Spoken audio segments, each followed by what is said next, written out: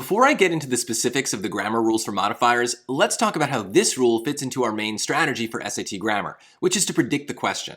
In other words, you want to look at the answer choices first and see if you can figure out which grammar rule they're testing before you start reading the sentences and solving the question. This is important for modifier questions for a few reasons.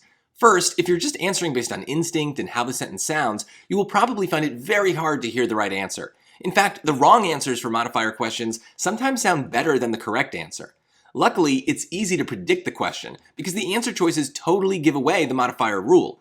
After this lesson, it should be very easy for you to know when an SAT question is testing modifiers. Plus, modifiers tend to follow a consistent pattern that we can use to solve the question, which I'll teach you as well. Overall, modifiers offer an easy way to add 10 or 20 points to your reading score because these are likely questions that you struggle with or get wrong, but once you know the rule, they should be very easy to get right on every SAT. Let's start by looking at a bunch of rules all at once. These answer choices represent the mixture of grammar rules that you might see on a typical SAT. Maybe for some of them you can already predict the question, but which one is the modifiers rule? Does one of them look noticeably different from all the others? You probably recognize that there are a lot of punctuation rules. There are a few that test verbs and pronouns, but to me it's very obvious that this one is testing modifiers. What makes it stand out is that the answer choices are so much longer than every other question's choices. A lot of SAT grammar questions have choices that are just one or two words. Some are a little longer, like at the top left and top right, but you can tell that the wording of those choices doesn't change very much. Modifier questions will almost always have very long answer choices where the words are shifted and rearranged a lot. Within just a few seconds, you should be able to recognize modifier questions and start thinking about how the rule applies to the specific sentence that you're given. Let's take a look at those sentences and actually start talking about how the modifier rule works. I'll read the sentences. The Los Angeles River is dry or shallow for most of the year, so few people even realize that it exists until it turns into a raging torrent during heavy rains. Because it runs through a channel with concrete banks, blank. Now I'm even more sure that this question is testing modifiers because I notice a familiar pattern in sentence structure. The second sentence begins with the modifier, because it runs through a channel with concrete banks. Then we have a comma right before the blank. The modifier is leading us into the main sentence by describing the main subject of that sentence. To help me figure out what the modifier is modifying, I like to turn the modifier into a question. In this case, what runs through a channel with concrete banks? Using the other sentence and the answer choices, I know that the modifier is talking about the Los Angeles River. That means that the blank needs to start with the Los Angeles River. Basically, the topic of the modifier should be the first thing we talk about after the comma. Only choice A does this, so it must be the answer. But let's compare A to the other choices. Choice B starts with the communities, which makes it sound like the communities are running through a channel with concrete banks.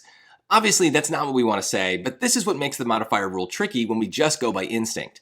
Personally, I think that choice B sounds a little better than choice A. Let's compare, starting with choice B.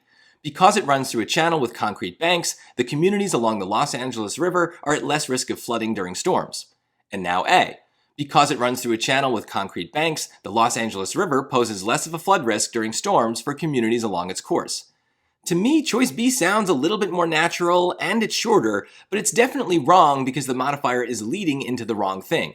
Again, if we're going by instinct, modifier questions can be very difficult, but if we understand the rule, then they become very easy because if a choice doesn't start with the Los Angeles River, it's almost certainly wrong. Choice C doesn't really start with anything. It may sound okay on its own, but it doesn't follow the rule, so I would be confident that it's wrong. Choice D is tricky because it looks good at first glance, but apostrophes change the way the sentence works. In fact, apostrophes are the most common trap on modifiers questions. The actual topic of the sentence is the flood risk, which also doesn't run through a channel with concrete banks. The Los Angeles River is behaving more like an adjective here, describing the flood risk. This is definitely an annoying trap, but it's also fairly predictable. And that's what's so great about modifier questions. They're very predictable. If you can learn to identify them based on their answer choices, solve them by turning the modifier into a question, and defend them against traps by noticing apostrophes, you're probably going to get them right every time. Of course, the SAT is very good at taking something basic and twisting it up into something weird, so always think about the specifics of the question that you're answering. For example, they might put the modifier somewhere else in the sentence, or make it so that the apostrophe answer is actually correct, like if flood risk were the topic of the modifier. But most modifier questions will work just like this example, so memorize these rules and you should be able to lock in the points for this tricky topic. Thanks for watching, and I hope it helped.